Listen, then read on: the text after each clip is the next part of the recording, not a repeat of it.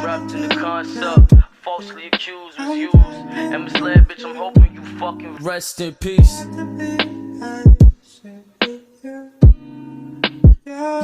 Bun venit pe canalul meu de YouTube, numele meu este Auții Maria și bine ați revenit la un nou episod din Make-up și Mister.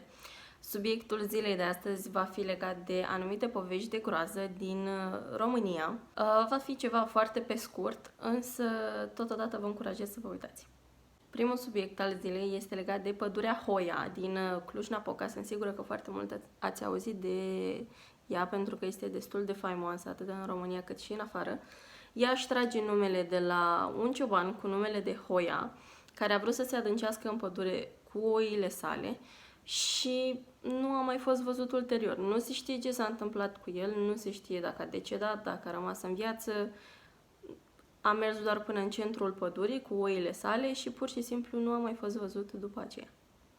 Un alt fenomen destul de straniu ce ține de această pădure datează încă din anul 1968, când un clujan a fotografiat un OZN și această fotografie a fost printre puținele considerate veritabile de la acea perioadă. A doua pădure care este considerată bântuită se numește pădurea Radovan și este în apropierea municipiului Craiova. Este considerată bântuită datorită faptului că, sau mai degrabă din cauza faptului că, se spune că o tânără s-a spânzurat acolo, o tânără mireasă sub numele de Ileana, care mai poartă denumirea și de mireasa din Radovan. Această mireasă le apare uneori în fața conducătorilor auto, însă de asemenea se spune că a putut fi observată și pe camere de supraveghere.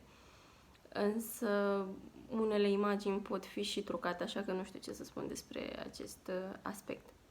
O altă locație ce se presupune a fi bântuită se află la Drobeta Turnu Severin și se spune că este bântuită de o fantomă numită Maria, care în timpul vieții sale s-a sinucis după ce a născut un copil și acesta a murit, nu a supraviețuit.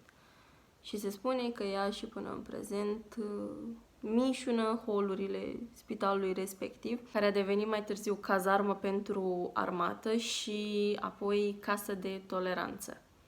O altă locație care se află chiar aproape de București, mai exact în comuna Chiașna, acolo se află și o mănăstire numită Mănăstirea Chiașna, unde au fost raportate mai multe incidente misterioase, cum ar fi faptul că uneori se aude un clopot care bate, deși acea mănăstire nu are clopot. De asemenea, pe unul din zidurile de sub tencuială a apărut un fel de chip misterios asemuit unui înger. În prezent, mănăstirea și-a reluat activitatea începând cu 2008. O altă zonă în care se zice că au fost observate anumite activități paranormale este o locație numită Troița Miresei din Găiești, unde o doamnă intitulată Margareta Ștefănescu a murit într-un accident rutier fix în ziua anunții sale. Și de atunci, fix în zona respectivă, au loc o mulțime de accidente, iar persoanele implicate în accidentele respective au spus că fix înaintea impactului au putut observa o doamnă îmbrăcată într-o rochie de mireasă lângă locația respectivă.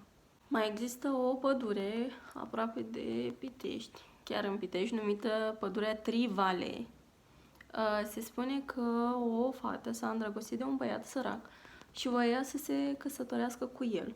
Însă tatăl ei nu era de acord și voia să o căsătorească cu un moșneag, cu o persoană în vârstă, însă mult mai bogată decât băiatul pe care îl voia fata. Aceștia doi au decis să fugă, însă tatăl fetei i-a prins și l-a omorât pe băiat fix în fața fetei, efectiv în chinuri, și pe fată a decapitat-o. Și de atunci au fost raportate anumite apariții a unei femei decapitate, care apare timp de 5 secunde și apoi dispare. Așa că dacă treceți prin zona respectivă, fiți cu ochii în patru. O altă locație, tot aproape de București, se numește Balta Vrăjitoarelor, în pădurea Boltu Crețeasca, și se spune că acolo a fost decapitat Vlad Țepeș și că vrăjitoarele se adună în jurul locului respectiv de sărbători. Persoanele care locuiesc aproape de zona respectivă au raportat că au văzut fulgere, furtuni care să apară din senin, animalele ci că nu vor să bea apă din balta respectivă. Undeva prin anul 1990 ci că ar fi nins în mijlocul verii. Au fost raportate foarte multe incidente de genul acesta în zona respectivă. Următoarea locație în care au fost raportate evenimente paranormale este orfelinatul de pe strada franceză din București. Se spune că patronul orfelinatului, directorul, cel care conducea orfelinatul respectiv, aducea înăuntru copii ai străzii pentru a avea grijă de ei, însă aceștia erau ținuți în condiții mizerabile, nu erau hrăniți, nu erau deshidratați, dormeau foarte mulți într-o singură cameră, foarte multă mizerie și persoanele care trec pe acolo au raportat că și astăzi poți auzi vocile copiilor care spun vrem apă, vrem apă. Ei bine, aia este o stradă pe care sigur nu o să trec prea curând. De asemenea, în București este un parc numit Parcul Bazilescu, la stația de metrou Bazilescu, unde persoanele care trec prin parcul respectiv au raportat că au auzit zgomote precum strănuturi, clopoței, sunete de copii și așa mai departe. Și eu am vizitat parcul respectiv, însă nu am auzit nimic, pentru că dacă aș fi auzit, clar nu mai stăteam acolo nicio secundă. O altă clădire despre care se spune că ar fi bântuită este Palatul Parlamentului din București, unde paznicii au raportat că au auzit anumite zgomote pe timp de noapte, chiar dacă poate erau numai ei înăuntru. De asemenea, persoanele de la curățenie spun că poți auzi câteodată persoane care ar striga după tine, însă când te întorci nu este nimeni. Cam astea au fost toate poveștile de astăzi.